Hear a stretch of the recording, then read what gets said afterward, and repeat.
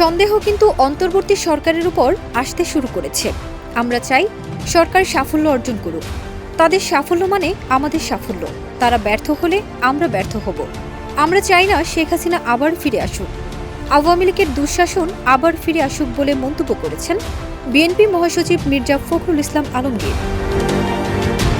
ওয়ালটনের পণ্য কিনে জিতে নিতে পারেন নগদ 20 লক্ষ টাকা। Double million offer! Walton fridge কিনে পেতে পারেন 20 লক্ষ টাকা। রয়েছে কোটি কোটি টাকার নিশ্চিত উপহার।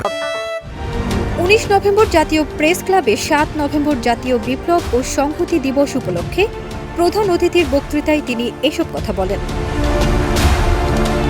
বিএনপি মহাসচিব মির্জা ফখরুল ইসলাম আলমগীর বলেন, আমাদের প্রায়োরিটি হচ্ছে দেশে গণতান্ত্রিক পরিবেশ তৈরি করা, গণতন্ত্রের জন্য স্পেস তৈরি করা। রাজনৈতিক দলগুলোর সঙ্গে আলাপ আলোচনার মাধ্যমেই তো আমরা সংস্কারের 31 দফা তুলে ধরেছি।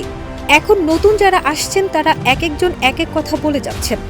অন্তর্বর্তী সরকারে যারা আছেন তারা তো রাজনৈতিক ব্যক্তিত্ব নন, তাদের রাজনৈতিক অভিজ্ঞতাও নেই।